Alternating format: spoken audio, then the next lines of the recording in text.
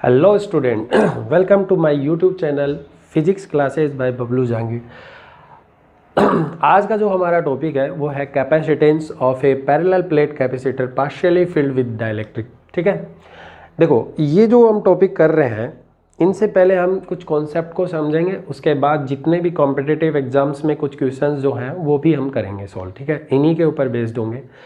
तो देखो ऐसा दिया गया है हमारे पास कि मान लो कि एक पैरेलल प्लेट कैपेसिटर है, ठीक है, जिस पे चार्ज प्लस क्यू और माइनस क्यू है। अब इनके बीच में एक डाइलेक्ट्रिक स्लैब जो है वो पुट कर दिया आपने, इंट्रोड्यूस कर दी, ठीक है, वो इनके बीच में रख दी है। ठीक है, अच्छा यहाँ बाकी जो खाली पार्ट है वो एयर का पार्ट है, और जिस स्लैब को हमने रखा है उसकी थिकनेस हमने ली हुई है, सपोज कि इसकी थिकनेस स्मॉल टी है। ओके, हमें फाइंड आउट करना है कि कैपेसिटेंस जो है वो कितना होगा। तो ऐसे इसको कैपेसिटेंस की वैल्यू को फाइंड आउट करने के लिए फर्स्ट ऑफ ऑल हम बात करते हैं कि इलेक्ट्रिक फील्ड इंटेंसिटी जो है आपने पढ़ी है ड्यू टू एयर की वजह से वो कितनी होती है, E naught is equal to sigma by epsilon naught होती है। ठीक है, और ये अगर सिग्मा की वैल्यू हम यहाँ पे पुट करें तो sigma is equal to Q upon area. ठीक है, ओके, ए एप्सिलॉन नॉट हो गया। अब हम क्या करते हैं कि अगर मुझे बात करनी है मीडियम के केस में, क्योंकि यहाँ पर जो डाइलेक्ट्रिक स्लैब है उसका डाइलेक्ट्रिक कांस्टेंट के दिया गया है, तो हमें एक मीडियम की बात करेंगे ड्यू टू मीडियम की बात अगर हम करते हैं तो उस मीडियम के केस में इलेक्ट्रिक फील्ड इंटेंसिटी हो जाती है E M is equal to, इसको हम ऐसा लिख सकते हैं ई नॉट बाई के। ठीक है, ई नॉट जो है वो एयर के केस में इलेक्ट्रिक फील्ड है और के जो है वो हमारा डाइलेक्ट्रिक कांस्टेंट है, तो हम इसको फर्दर ई नॉट बाई के लिखेंगे। ठीक है, ये आपको याद रखना है। ओके, और ये वैसे भी पता होना चाहिए। अब हम क्या करेंगे कि यहाँ इनके बीच में पोटेंशियल डिफरेंस मेजर करेंगे, तो पोटेंशियल डिफरेंस हमारे पास दो मिलेंगे। ठीक है, एक तो हमें एयर का पोटेंशियल मिलेगा, एयर का पोटेंशियल वी नॉट है, एक हमें मिलेगा इसका पोटेंशियल, तो ये पोटेंशियल हमारे पास कितना है वी नॉट, और यहाँ का पोटेंशियल हम मीडियम ले लेते हैं क्योंकि मीडियम रखा हुआ है, तो नेट पोटेंशियल जो है v equal to V naught plus V M आ गया। तो यहाँ से v की वैल्यू अगर हम सोल्व करें तो हमें फॉर्मूला पता है v नॉट की वैल्यू जो है वो आती है हमारे पास e इंटू डी। ठीक है, तो हम उस फॉर्मूले को यूज़ कर लेते हैं, ई नॉट इंटू, ये देखना होगा कि ये जो एयर है ये कितने में फिलअप है, कितने डिस्टेंस में फिलअप है, डी माइनस टी डिस्टेंस में, क्योंकि टी थिकनेस है। बाकी एयर कितने में बचेगी, डी माइनस टी में बचेगी। और जो मीडियम के केस में अगर हमें देखना है तो वो हमें पता है कि भी इलेक्ट्रिक फील्ड तो होगा ई नॉट बाई के, मैं डायरेक्ट लिख रहा हूँ, और कितने में आपकी जो स्लेब है वो पुट कर रखी, तो आपने थिकनेस ली हुई है टी। यहाँ से जब हम सोल्व करते हैं तो देखो आप ई नोट जो है दोनों में कॉमन आके यहाँ आ जाएगा D minus T upon T by के। ठीक है, मैं एक डेरिवेशन सोल्व कर देता हूँ, उसके बाद हम न्यूमेरिकल्स करेंगे। तो v इज इक्वल टू, ये हमारे पास आ जाएगा ई नोट की वैल्यू हम रख देते हैं यहाँ पे, कितना आएगा Q A epsilon not D minus T plus T by के। ठीक है, ये आ गया।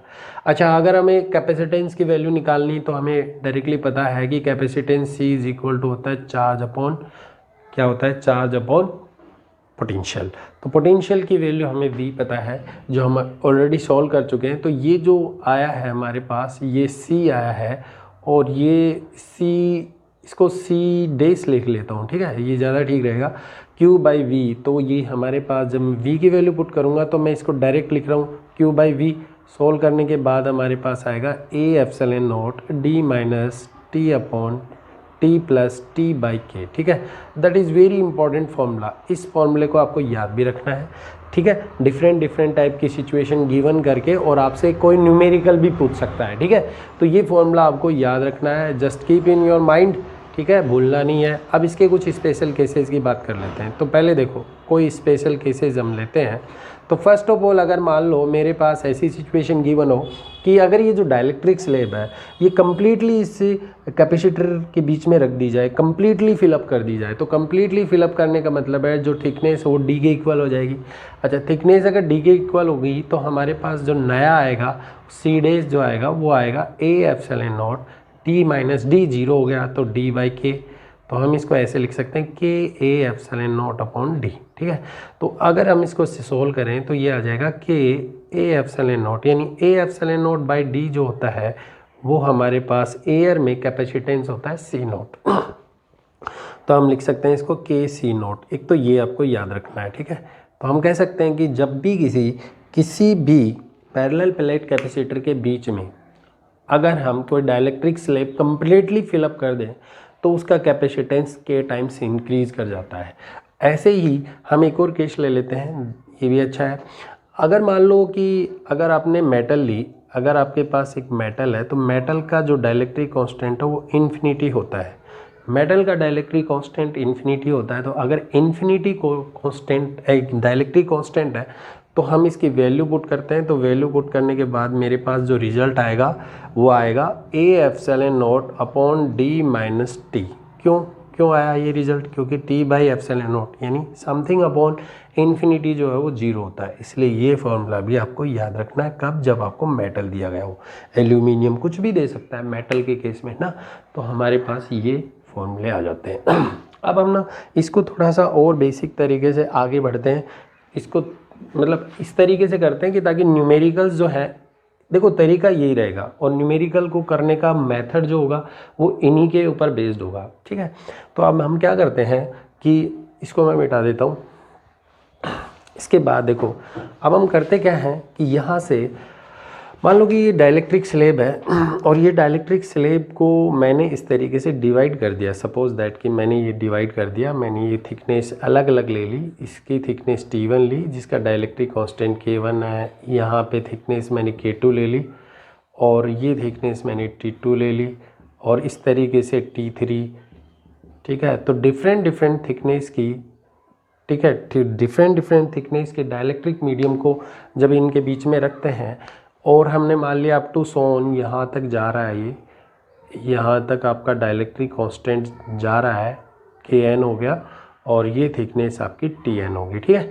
तो आपको पता है टोटल थिकनेस जो है T1 plus T2 plus T3 plus up to so on plus Tn हो जाएगी और वही डिस्टेंस दी गई है। तो करना यही तरीका है, इसी को कर लेते हैं। देखो कैसे करेंगे। सबसे पहले हमें तो पता है इलेक्ट्रिक फील्ड होता है E naught is equal to sigma by epsilon naught और इसको मैं डायरेक्ट लिखता हूँ। देखो मैं ज़्यादा इस पर फोकस नहीं कर रहा हूँ क्योंकि डेरिवेशन इम्पॉर्टेंट इतना नहीं है, बट इसका जो रिज़ल्ट है वो बहुत इंपॉर्टेंट है और उन्हीं से ही हम न्यूमेरिकल्स बनाएंगे।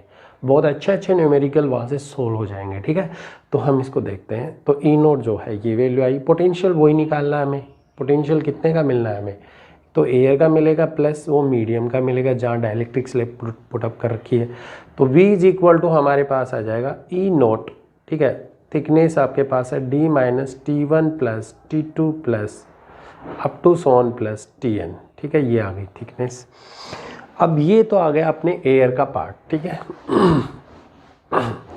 अब आप देखें इसके बाद अगर मैं यहाँ पे प्लस मैं लिख देता हूँ मीडियम का। देखेंगे तो मीडियम का हमारे पास अलग अलग है। तो ई नोट बाय यहाँ पर स्लैब जो है उसकी थिकनेस आपको गिवन है वो T1 है और इसका डाइलेक्ट्रिक कांस्टेंट K1 है। तो ये तो पहली वाली स्लैब का हुआ।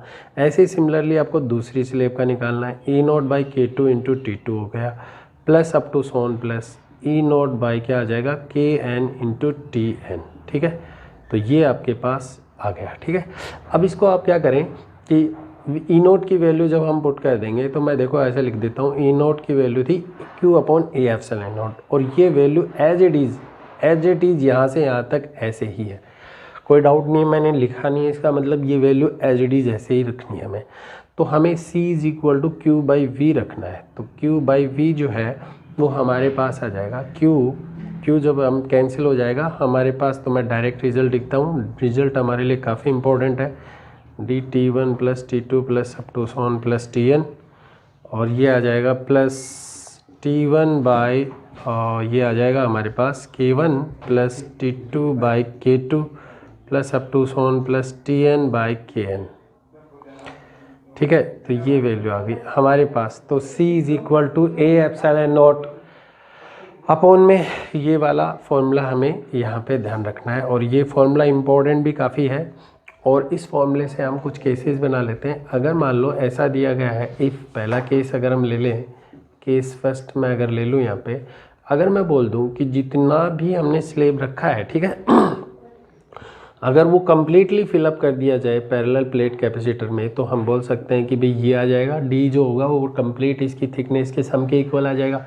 जब ये वैल्यू हम यहाँ पे पुट करेंगे तो सी की वैल्यू आ जाएगी हमारे पास ए एप्सिलॉन नॉट और ये आ जाएगा T1/K1 plus T2/K2 plus up to so on plus TN/KN। देखो ये फॉर्मूला काफ़ी इम्पोर्टेंट है और ये एक सीरीज़ कॉम्बिनेशन है, इनका कैपेसिटेंस का सीरीज कॉम्बिनेशन है।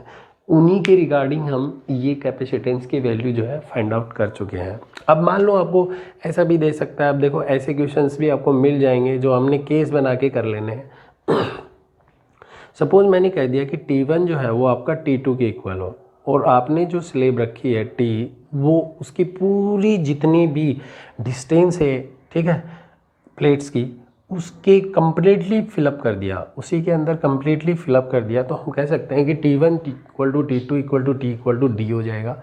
और अगर ये D हो जाएगा तो फाइनली मैं इसको लिख सकता हूँ, it will be A epsilon not divided by T की वैल्यू हमने T प्लस T रख दिया, ठीक है। तो ये आ जाएगा हमारे पास T अपॉन में K1 यानी D अपॉन में K1 प्लस D अपॉन में K2 और इसको सॉल्व कर लो तो A epsilon not D LCM हमारे पास ये K1 K2 आ जाएगा और इधर बच जाएगा K2 plus K1। So finally we will get the result A epsilon naught by D K1 K2 upon में K1 प्लस K2, ठीक है। ये बहुत इंपॉर्टेंट फॉर्मूले हैं, ठीक है। तो इन फॉर्मूले पर बेस्ड अब आगे हम कुछ न्यूमेरिकल करेंगे और न्यूमेरिकल जो है वो बहुत इंपॉर्टेंट होंगे जिनको हम यहाँ पे करने वाले हैं, ठीक है। तो देखो हमें जो चीज़ें इनमें याद रखनी है वो क्या है, दोनों ही फॉर्मूले एक जैसे हैं। हमें एक तो ये याद रखना है, ये फॉर्मूला वैसे याद रहना नहीं है लेकिन फिर भी हम तो बेसिक तरीके से कर लेंगे, ठीक है। तो उससे जितनी भी प्रॉब्लम्स बनेंगी इसके ऊपर बेस्ड वो हम अब करने